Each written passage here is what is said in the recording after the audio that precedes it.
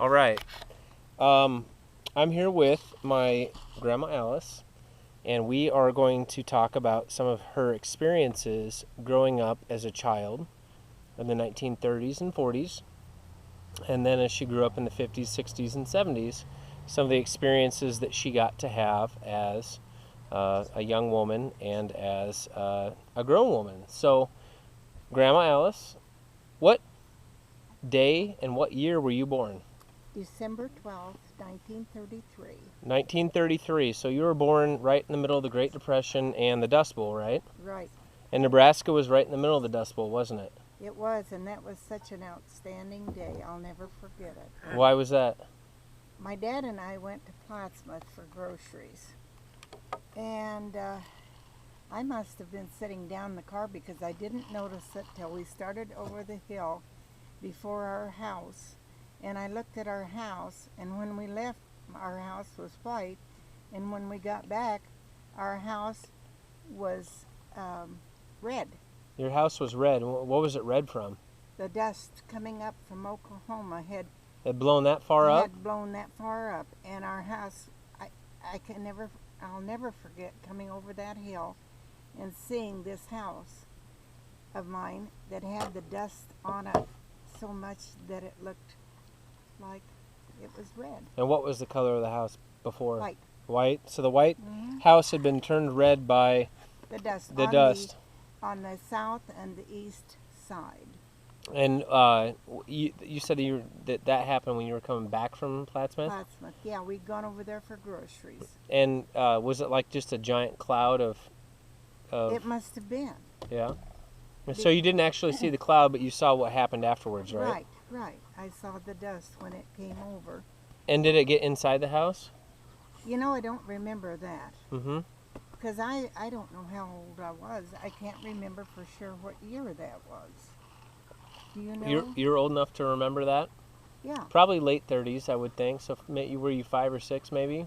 Probably 5. Maybe that's what I thought anyway. Mm-hmm. And, of course, stop it. We've got dogs that are making things always enjoyable. They didn't care about each other until we turned the camera on. So when you grew up in the Dust Bowl, there were a lot of stories about locust swarms and whatnot too. Was that something that you guys had to deal with on the farm? I don't remember that. I don't remember having any. Well, maybe I do. I know there was a couple of years that Dad did a lot of spraying. Grasshoppers. Mm-hmm. We had a lot of grasshoppers, but everything was so dry. Mm-hmm. And you didn't have center pivot irrigation or any type of irrigation? No, not at that time. My dad farmed with horses rather than with tractors. We didn't have a tractor until after the war ended. Mm-hmm. And so you didn't have horses until 1945. Yeah. Or excuse me, didn't have tractors until 1945. How many horses did you have in a team? 2, and then 4 on some of the machines. Mm-hmm. And we had Pet and Tom.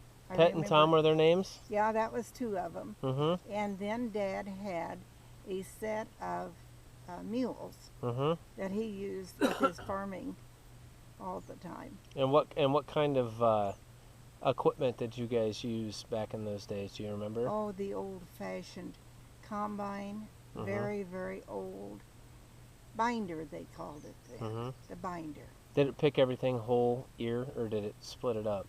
It picked the wheat, or it got the wheat and the oats. But when it come to the corn, Dad picked that by hand. Everything by hand with corn? Everything by hand. And we'd had quite a lot of corn each year, because that was the one thing.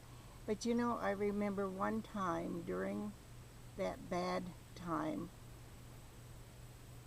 when Dad, the corn was not doing very well because it was so hot and dry. But one night we had a storm, and it had a lot of hail. And Dad had me by the hand, and we were walking out in the field, and he kept saying, "Alice, I don't know what I'm going to do." What'd you do? What did you do? beyond just using what we had when he finally finished with the corn. You didn't have crop insurance back in those days, Oh, did you? heavens, no. No subsidy back in those days, No. did you? And we didn't have any health insurance. That was something that we didn't have. And, you know, everything that Dad made, every penny that Dad made was used to care for my mother because she was in the hospital so many times. And why was that? She had cancer when I was 6 weeks old. And What kind of cancer? colon cancer. And they put her in the hospital in Omaha for 11 months. And when she came out of the hospital, we moved down by Murray. And we lived 3.5 miles west of Murray on the north side of the road. And I remember the first time that she ever held me or did anything. And she walked in the bathroom. My bed was in the bathroom because it was wintertime and we had to all stay downstairs. And Mom stood there by my baby bed and she said, "Alice Marilyn, put your arms around my neck." And so I did, real tight, and I held on when she lifted me out of my baby bed. And you remember that? I do. That's awesome. Because I was a little bit afraid, but I knew Mom could do it. What was your dad's name? James Orville Noel. James Orville Noel. And what was your mom's name? Lena Christina. Lena Christina. Yeah, it was Carlina Christina, but they always called her Lena. Lena. And Dad always called her Chrissy. And what was her maiden name? Whiteside. Whiteside. And where was he originally from? Your dad? Dad? Yep. Dad was from Weeping Water, and my mother was from a farm up around, east of Elmwood. East of Elmwood. And how did they meet? Yeah, I don't know. You don't know? Nope. Do you ever remember your mom being healthy when you were a child? No. No, she was always sick? It was just a way of life with me. We would have fun when she was able to, and we always cooked on a regular old-fashioned stove. Wood-burning stove? Yeah, wood-burning stove. And when I was 7 years old, I decided that it was time that I learned how to cook. Besides, I was getting tired of eggs because that's all Dad would fix. He'd only just fix eggs? Yeah. And where'd you get your eggs? We had hens, chickens. Laying hens, yep. Yeah. How many do you think? Oh, sometimes there'd be a dozen, sometimes there would be 100, depending on whether we had money enough to get them. Or foxes and coyotes? Yeah. But I decided when I was 7 that it was time I made tomato soup. And so I went down in the basement and I got a jar of canned tomatoes, brought them up. And when you say canned tomatoes, they didn't come out of a can, they came out of no. a jar that you guys had from your garden. Yeah, from our garden. And I fixed them on the stove and I put milk in them, salt and pepper. And the tomatoes kind of clabbered by the time they were ready to eat. But Dad said that was the best soup he ever ate. So did you start cooking for the family after that? Oh, I did. Yeah, a little bit. You know, you start a little bit and then it becomes easier. So when you were a kid, what was your favorite thing to cook for the family? Maybe tomato soup. So how old were you when your mom died? I was 20 years old. So she lived 20 years 20 years. As a cancer survivor in the 30s and 40s, huh? Yes, and you know that was so unusual. But it seemed that the colon cancer seemed to go away, but she did have breast cancer, and that's what finally killed her, was the breast cancer. And by that time, you had already met Grandpa Stanley, right? Yes, I did, and she got to meet him, and she thought he was just a sweet Did he? guy. Yeah. So tell me, let's go there. Let's talk about how old were you when you met Grandpa Stanley? Let's see. I I was probably 20. We met at the fair, Cass County Fair? the Cass County Fair. Outside of Weeping Water towards Yes. Murray, right? Yeah. No, it was Yeah, it in was in Weeping Weeping Water. It was in Weeping Water. It was in Weeping Water. And Where was it at in Weeping Water? It was on Main Street, So downtown. right downtown, and we went, or I went to the dance, and Dad was there, and oh my goodness, he just come up and asked me to dance, and then I never got to sit out any more dances that night. With it, you danced with him the whole night? Oh, the whole night, yes. What struck you about him? Oh, he was handsome. Yes, he was. Yes, he was. He was a handsome man. He was a good person.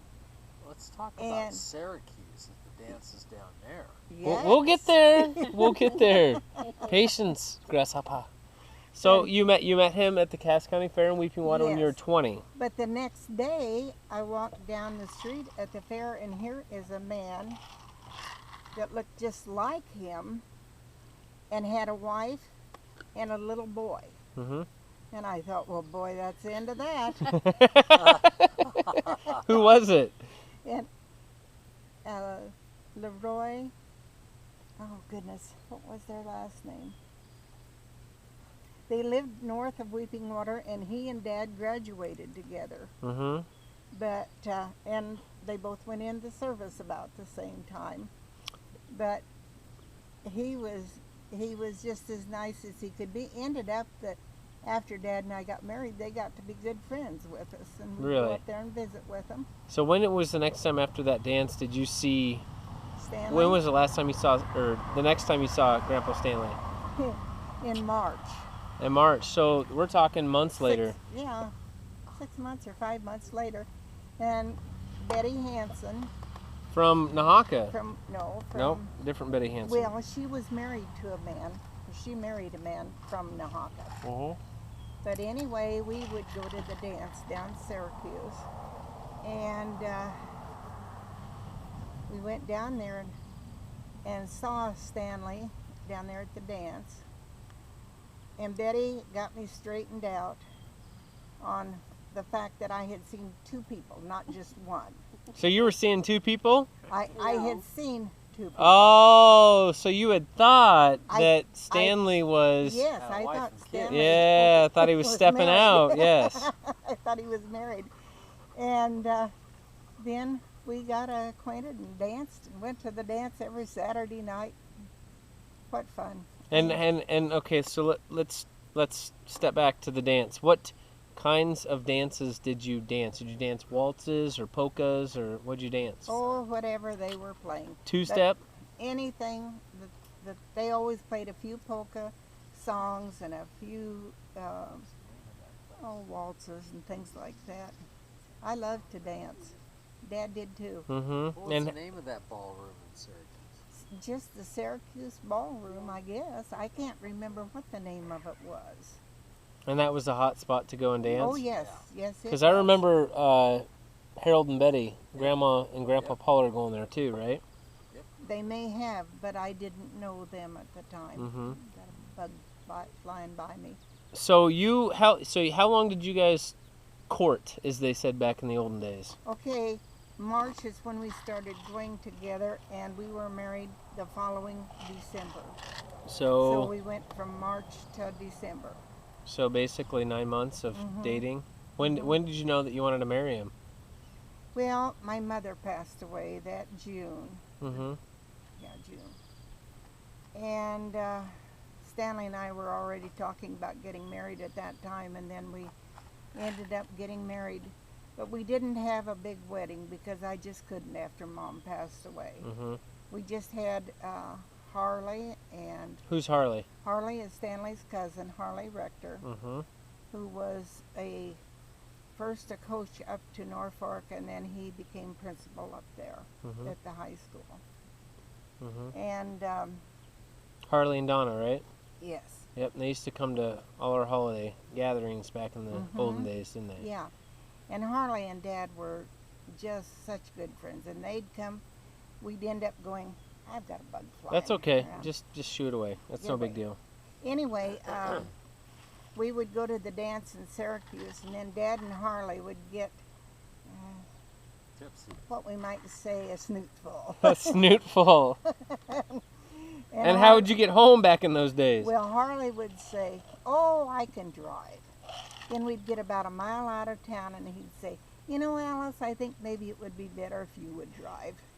So I'd say, "Okay, pull over," and I'd drive those two home. And was Harley seeing anybody at that time, or was he a little bit younger? He was about a year younger than your dad, and he and Donna didn't get married until, gosh, I don't know how long after. It was quite a long, 5 or 6 years after. Mm-hmm. After Stanley and I were married. But, Syracuse has a warm spot in your heart back in those days, doesn't it? Yes, it did. And you guys, how often would you go there and dance? Every Saturday night if we could. Mm-hmm. And then most of the time after we had the kids or started having the children, but then we didn't have the money to be able to run around and do things like that, nor the time. Excuse me, sorry. Yeah. Tom Pollard continues to shake the table and interrupt conversation and flow of this interview. Like, Tom, don't mess with it. It's fine. I got a timer on it. Thank you. It's fine. Don't mess with it, please. Thank you. It's on. Thank you. So, anyways, my dad interjecting himself as he is wont to do on regularity. It wouldn't be Tom Pollard without that, right? Oh, Of course not. He's a concerned citizen, as we call him. He is a wonderful person. He is. He's my dad, but he's one of my kids. Yes, that's right. Let's go back to Syracuse. So you guys dated for 9 months, got married. What year did you get married? 1954. 1954. The next year you had your first born. Yeah, a little over a year. And Marilyn. Marilyn, yeah. And then, so what are the name of your children? Marilyn and Kyle now. Mm-hmm. And then who's next? Kelly Pollard. Yeah, Kelly Lynn Miller at the time, right? Yes. And then there was Mitchell Rex Miller. Mitchell Rex, Aunt Mitch. Yeah. No. Aunt Mitch, and yep. Uncle Matt.